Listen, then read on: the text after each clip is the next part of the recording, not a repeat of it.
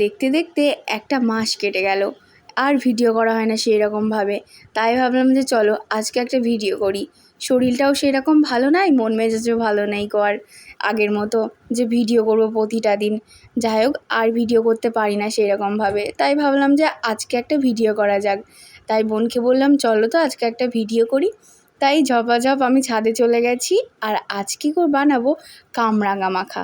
আমি কামরাঙাগুলো ভালোভাবে নিয়ে নিয়েছি প্লেটে, দেখো সাজিয়ে নিয়েছি।